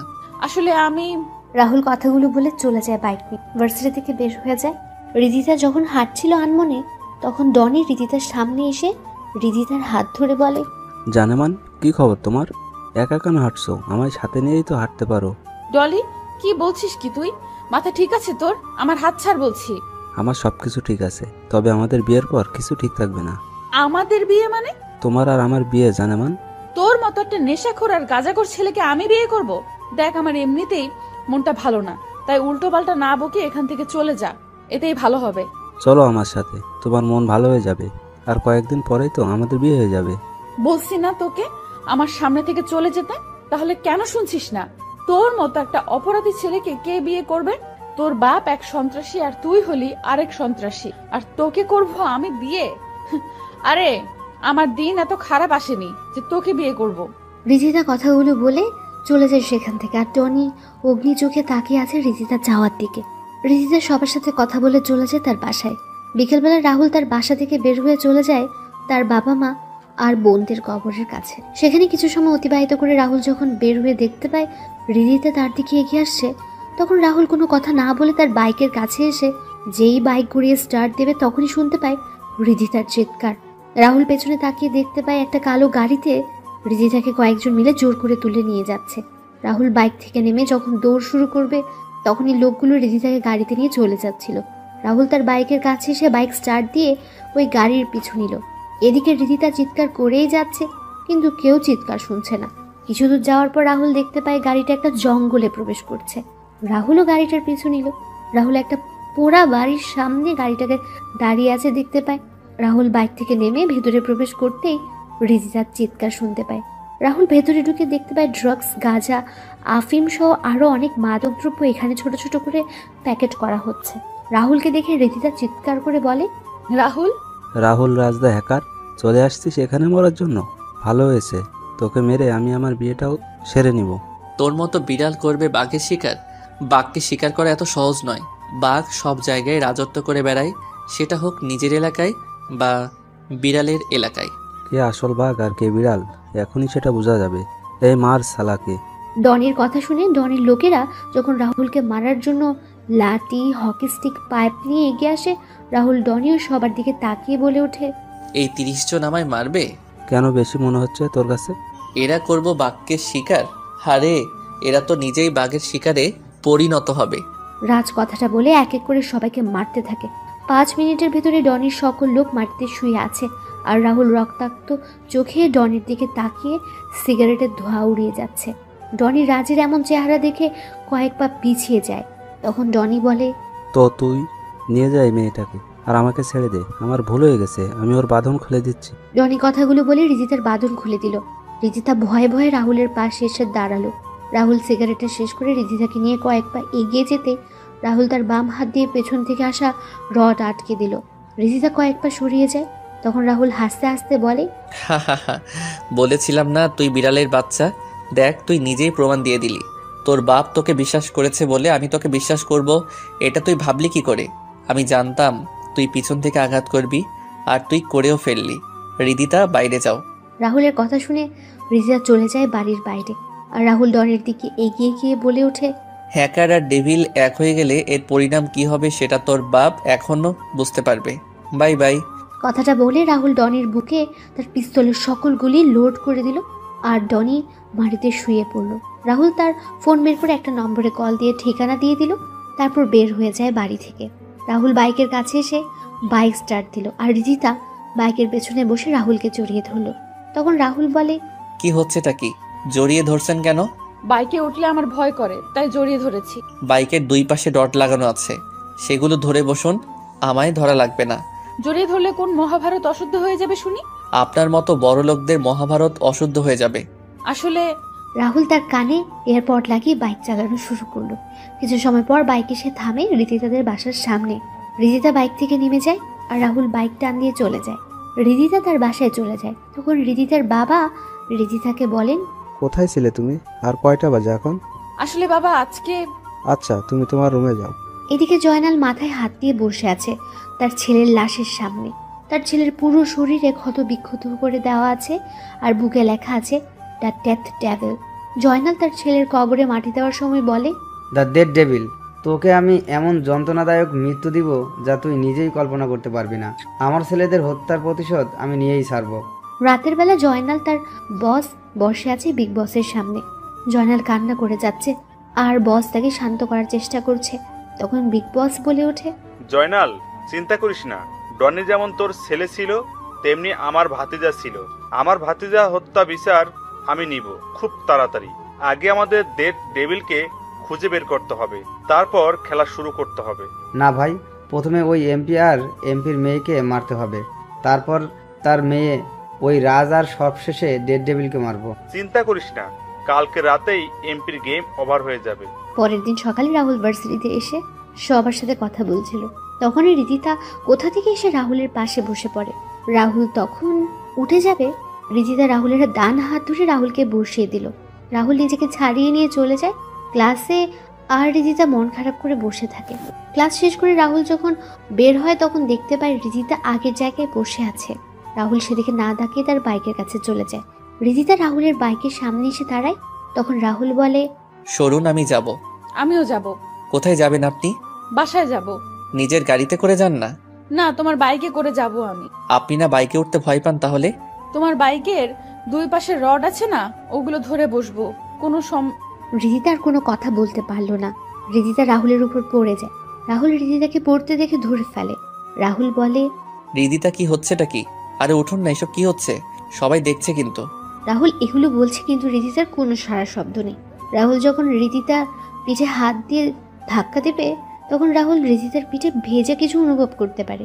রাহুল তার হাত সামনে আনতে দেখতে পায় রিদিতার পিঠে রক্ত। রাহুল তাড়াতাড়ি করে রিদিতার পিঠের দিকে তাকিয়ে দেখতে পায় দুটা গুলির চিহ্ন। রাহুল চারপাশে তাকিয়ে কাউকে দেখতে পায় না। শাকিল, আরিফ, অর্পার, মিথিলা সহ সবাই রাহুলের কাছে চলে আসে। সবাই ধরাধরি করে ভার্সিটি একটা গাড়ি করে রিদিতাকে নিয়ে যায়।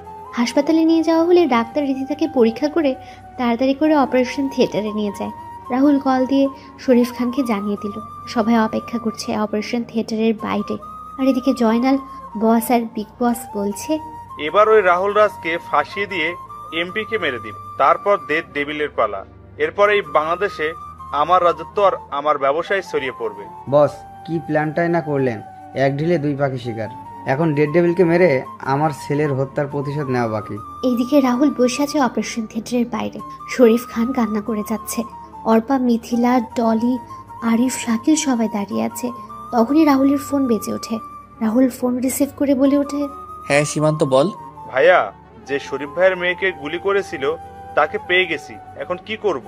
তুই ওই কুত্তার বাচ্চাকে আমার সেলে নিয়ে যা, আমি আসছি।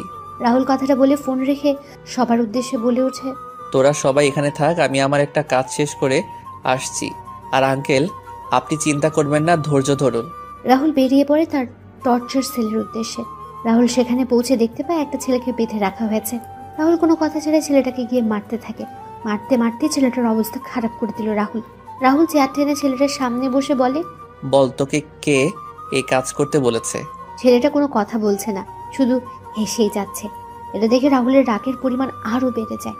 রাহুল যখন ছেলেটাকে মারতে যাবে তখন রাহুলের ফোন বেজে ওঠে। ছেলেটা বলে, নে তাড়াতাড়ি করে ফোন রিসিভ কর, তোর জন্য সুখবর আছে।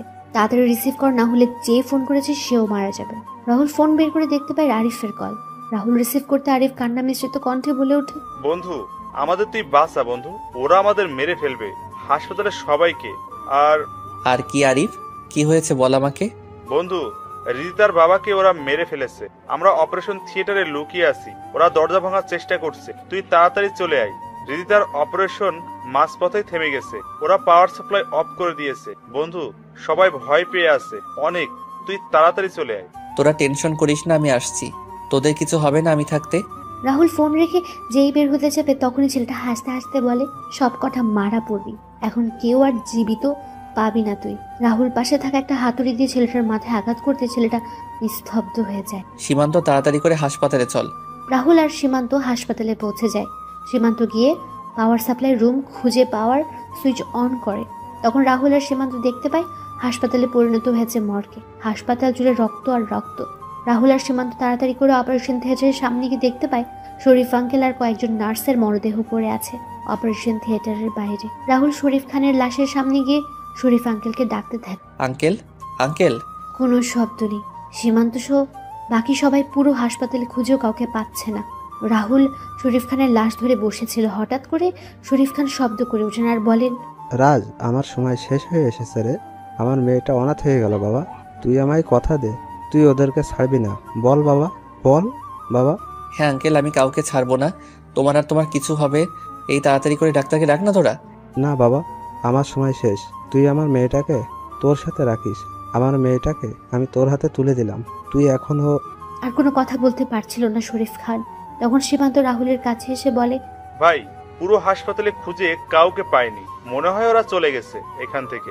রাহুল সহ সবাই অপারেশন থিয়েটারের সামনে গিয়ে দেখতে পায় অপারেশন থিয়েটারের ভেতর থেকে বন্ধ। রাহুল কল দিল আরিফের নম্বরে, কিন্তু কেউ রিসিভ করছে না। রাহুলের টেনশন যেন বেড়ে যাচ্ছে। রাহুল একের পর এক ফোন দিয়ে যাচ্ছে, কিন্তু রিসিভ হচ্ছে না। রাহুল সীমান্তকে বলে দরজা ভাঙার জন্য, আর এদিকে রাহুল ফোন দিয়ে যাচ্ছে। হঠাৎ করে ফোন রিসিভ হতে রাহুল বলে ওঠে, হ্যাঁ আরিফ, তোরা কোথায়? আমি অপারেশন থিয়েটারের বাইরে দাঁড়িয়ে আছি। তোরা কই? বন্ধুরে। শাকিল, কি হয়েছে? কান্না করছিস কেন তুই? দরজা খোল তাড়াতাড়ি। কিছু সময় পর শাকিল এসে পাশের একটা রুমের দরজা খুলে দিল। রাহুল সীমান্ত ভেতরে ঢুকে দেখতে পায় সবাই একটা লাশকে ঘিরে রেখেছে আর কান্না করছে। রাহুল ধীর পায়ে এগিয়ে যায় সামনের দিকে। রাহুল সামনে গিয়ে লাশের দিকে তাকাতে থমকে যায়। রাহুল লাশের সামনে যেয়ে বলে ওঠে, আরিফ, আরিফ, কথা বল। দেখ আমি এসেছি তো তোকে বাঁচানোর জন্য। কিরে, কথা বলছিস না যে? আরিফ। রাহুল আরিফের লাশকে জড়িয়ে ধরে কান্না করছে আর চিৎকার করছে, কিন্তু আরিফ নিশ্চুপ। আরিফ পৃথিবীর মায়া ছেড়ে পাড়ি দিয়েছে পরপারের যাত্রায়। কি করে এসব হলো? আমরা যখন অপারেশন থিয়েটারের বাইরে অপেক্ষা করছিলাম তখন বাইরে গুলির আওয়াজ শুনতে পাই। কিছু বুঝে ওঠার আগেই জয়নাল ও দুইজন পিস্তল হাতে তাদের লোক নিয়ে আমাদের সামনে চলে আসে। আমরা কিছু বুঝতে পারছিলাম না। তখনই আঙ্কেল সামনে গিয়ে ওদের সাথে কথা বলতে যাবেন, তার আগেই ওরা অপারেশন থিয়েটারে ঢোকার চেষ্টা করে। তখন আমরা সবাই অপারেশন থিয়েটারে ঢুকে পড়ি। আঙ্কেল যখন আসতে যাবে তার আগে ওরা আঙ্কেলের লক্ষ্য করে গুলি করে দেয়। আর আঙ্কেল। আরিফের এমন অবস্থা হলো কি করে? রিদিতাই বা কোথায়? আমাদের ফোনের আলোতে হৃদিতার অপারেশন করা হয়। অপারেশন শেষে প্রয়োজন হয় রক্তের, যা পাশের একটা রুমে ছিল, কিন্তু কেউ ভয়ে যাচ্ছিল। তখন আরিফ সাহস করে চলে যায়। আর আরিফ যখন ফিরে আসে তখন আমরা আরিফের শরীরের গুলির চিহ্ন দেখতে পাই। ডাক্তাররা কিছু করার আগেই আরিফ আমাদের ছেড়ে চলে যায় বহু দূরে। অপারেশন থিয়েটারের দরজা ভেঙে ওরা হৃদিতাকে নিয়ে যায় আর আমাদের ভয় দেখিয়ে চলে যায় ওরা। রাহুল যখন সব শুনছিল তখনই রাহুলের ফোন বেজে ওঠে। তখন রাহুল ফোন রিসিভ করে আর ও পাশ থেকে বলে ওঠে, আর রাহুল রাজ বা ডেড টেবিল নিয়ে যা তোর হৃদিতাকে 2 ঘন্টার ভেতরে খুঁজে বের করতে পারলে বেঁচে যাবে, না হলে ওই মেয়ে মারা যাবে। আমাদের থেকে সকল ইনফরমেশন চুরি করে নিয়েছিলি, তাই না? চিন্তা করিস না, ডাক্তার এখানে আছে। তুই ইনফরমেশন দিয়ে দিলে মেয়েটা বেঁচে যাবে। এবার দেখি তুই কি করতে পারিস। বিগ বসের হাসির সাথে সংযুক্ত হয় আরেকটা হাসি। হাসি শুনে বিগ বস হাসি থামিয়ে দিল। রাহুল হাসতে হাসতে বলে ওঠে, ওই মেয়ে মরলে তো আমার কিছু না, মেয়েটা মরলে ক্ষতি হবে তোদের। মানে হলো মেয়েটার ফেসবুক অ্যাকাউন্টে আমি সকল ইনফরমেশন সেভ করে রেখেছি আর টাইমার দিয়েছি আজকে সন্ধ্যা 7টা। মেয়েটা যদি মারা যায় তাহলে তোদের আসল চেহারা সবার সামনে চলে আসবে। মনে করিস না মেয়েটার অ্যাকাউন্টে ঢুকে অফ করে দিবি। এটা আমার সৃষ্টি করা। সো আমি মেয়েটার একটা কোড দিয়ে অ্যাক্টিভেট করে রেখেছি, যা মেয়েটা ছাড়া কেউ জানে না। এখন একমাত্র মেয়েটাই পারে তোদের বাঁচাতে। এখন তোর চিন্তা কর, মেয়েটা মরবে না বাঁচবে। টিং ঠক, টিং ঠক, হা হা হা। রাহুলের এমন কথা শুনে শাকিল, সীমান্ত সহ সবাই অবাক হয়ে যায়। এদিকে বিগ বস তার লোকদের উদ্দেশ্য করে বলে মেয়েটাকে এখানে নিয়ে আসার জন্য আর ডাক্তারকে মেয়েটাকে সুস্থ করে তোলার জন্য। বস, কি করছেনটা কি আপনি? মেয়েটা মরে গেলেও তো ভালো। তোদের এত কথা বলতে কে বলেছে? একটু চুপ থাক না। আবার রাহুলের ফোন বেজে ওঠে। রাহুল ফোন রিসিভ করতে চাচা বলে ওঠেন, রাহুল, হৃদিতা মামনিকে দেখলাম স্ট্রেচারে করে কয়েকটা লোক আমাদের ওই পুরাতন বাংলোতে নিয়ে গেছে, আর সবার সাথে অনেক অস্ত্র আছে। আর এখন দেখলাম কয়েকটা অ্যাম্বুলেন্স আর কয়েকজন ডাক্তারকে নিয়ে আসা হয়েছে। ধন্যবাদ চাচা, তুমি চিন্তা করো না, রিদিতার কিছু হবে না।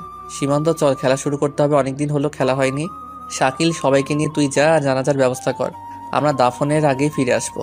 রাহুল কথাগুলো বলে তার লোকদের নিয়ে বেরিয়ে পড়ে চাচার দেওয়ার ঠিকানায়। রাহুল বাইরে থেকে সমস্ত কিছু একবার পর্যবেক্ষণ করে বলে ওঠে, সীমান্ত, আমরা দুই দিক থেকে আক্রমণ করব, আমি সামনে থেকে আর তুই পিছন থেকে করবি। আমার সাথে কোনো লোক নিব না, তুই সবাইকে নিয়ে পিছনে থেকে ভিতরে প্রবেশ করবি। ভাই আপনি একা? চিন্তা নেই, তোরা তোদের পজিশন নিয়ে নে। রাহুল কথাগুলো বলে ভেতরে ঢুকে পড়ে। রাহুল একজন একজন করে সবাইকে মারতে থাকে আর পেছন দিক দিয়ে সীমান্ত আর তার লোক নিয়ে মারতে থাকে সবাইকে। রাহুল যখন সিঁড়ি পেয়ে উঠছিল তখনই জয়নাল দেখেনি এবং গুলি শুরু করে। রাহুল লুকিয়ে পড়ে আড়ালে। দুই পক্ষের গোলাগুলি শুরু হয়। রাহুলের কয়েকজন লোক মারা যায়, তবে জয়নাল ও বিগ বসের সকল লোক মারা যায়। বিগ বস কোনো উপায় না পেয়ে বলে ওঠে, এই মেয়েকে মেরে ফেলতে হবে, এই মেয়েকে মেরে ফেলতে হবে। এমনি যখন বাঁচবো না, তাহলে মেয়েটাকে মেরে ফেল। আমি আগেই বলেছিলাম মেয়েটাকে মেরে ফেলতে, আপনি শোনেননি। রিদিতাকে যখন মারতে যাবে তখন রাহুল সামনে আসে আর বলে ওঠে, আমি এখানে আসার আগেই ওরে তোরা না মেরে তোরা অনেক বড় ভুল করেছিস, আর আমি এখানে থাকতে তোরা একে মারবি কি করে? মানে? তোদের বোকা বানালাম আমি, সমস্ত ইনফরমেশন ইন্টারপোল অফিসারদের কাছে চলে গেছে, এখন তোরা মারা পড়বি। এদের সব কয়টাকে এখানে বেঁধে ফেল। এত সহজ আমাদের মারা? দেখবি, দাঁড়া, সীমান্ত রিদিতাকে নিয়ে যা তো। রাহুলের কথা শুনে সীমান্ত সহ কয়েকজন এসে রিদিতাকে নিয়ে যায় আর গাড়ি করে হাসপাতালে। রাহুল পিস্তল ঘুরিয়ে কিছু বলবে তার আগে জয়নাল বলে ওঠে, তুই কিন্তু আমাদের সাথে টক্কর নিয়ে তোর মৃত্যুকে ডেকে এনেছিস। তোর সাহস থাকলে পরিচয় দে। কোন পরিচয় দিলে তুই চিনবি জয়নাল আমায়? মানে হলো আমি হলাম রাহুল রাজ, আমার ডেথ দেবীর সাথে একজন এক্স আর্মি অফিসার। কি? হ্যাঁ রে কুত্তার বাচ্চা, তোর জন্য আমার পরিবারটা ধ্বংস হয়ে যায়। আমি হারিয়ে ফেলেছি আমার দুই বোনকে, আমার বন্ধু আরিফকে। তোর এত লোভের কারণে আমি আমার পুরো পরিবারটাকে হারিয়েছি। আরে জয়নাল, তোর কাজের জন্য তো আমি নিজের জীবন দিয়ে দিতাম, তাহলে এমনটা কেন করলি? তোদের মতো মানুষের জন্য শত শত ভাই তার বোন হারাচ্ছে, বাবা মা হারাচ্ছে তাদের ছেলে মেয়েকে। তোদের জন্য আজ সত্যিকারের ভালোবাসাগুলো হারিয়ে যাচ্ছে।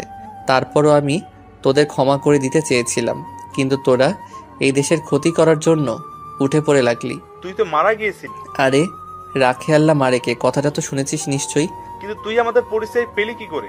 তোর ডান হাত ফারুককে মারার পর আমি ফারুকের লকার খুলে কিছু ফাইল আর ছবি পেয়েছিলাম, সেখানে তোর আর তোদের কিছু ছবি পাই। ড্রাগনের পাওয়ার তো জানিসই, তোদের পরিচয় আর তোদের খুঁজে বের করতে আমার কোনো পরিশ্রম করতে হয়নি। এবার সময় হয়ে গেছে তোদের পরপারে যাওয়ার। তুই কাদের জন্য আমাদের পিছনে লেগেছিলি? 4 বছর আগে সিনিয়র ইন্সপেক্টর সুমনার কথা মনে আছে, যাকে তোরা জোর করে ড্রাগস খাইয়ে পাগল করে দিয়েছিলি?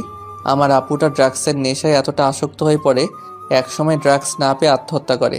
আমার মা বাবার পর ওই আপুটাই আমায় বড় করে মানুষের মতো মানুষ তৈরি করে এবং একজন আর্মি অফিসার তৈরি করে। তোদের ব্যাপারে সব জানার পর আমি আমার সিনিয়র অফিসারদের সব জানাই এবং তারা আমার সাথে সহমত পোষণ করে। আমার ছোট বোন সীমা যখন জানতে পারলো তোদের পরিচয়, তখন তোরা সীমাকে তুলে নিয়ে ধর্ষণ করে ব্ল্যাকমেইল করতি আর নিজেদের শারীরিক চাহিদা মেটাতি। সবশেষে আমার বোনটাকে তোরা মেরে সেটা আত্মহত্যা দেখিয়ে দিলি। এবার সব কিছুর হিসাব মেটাবো আমি। রাহুল একটা চাকু নিয়ে তিনজনের বুকে আঘাত করতে লাগলো। সবার বুক ক্ষতবিক্ষত করে দিয়ে লিখে, the death devil. Boss, Joynal আর বিগ বস চিৎকার করছে, কিন্তু রাহুল কোনো কথায় কর্ণপাত না করে বেরিয়ে যায়। রাহুলরা বাড়ি থেকে বেরিয়ে নিজ হাতে রাহুল বমটা ব্লাস্ট করে দেয়। মুহূর্তে বাড়িটা আগুন ধরে যায়। ব্লাস্ট হওয়ার সাথে সাথে বাড়িটাও ভেঙে পড়ে। তারপর রাহুল 2 ফোঁটা চোখের জল ফেলে, আকাশের দিকে তাকিয়ে বলে, আপু, তোদের হত্যার বিচার আমি নিয়েছি।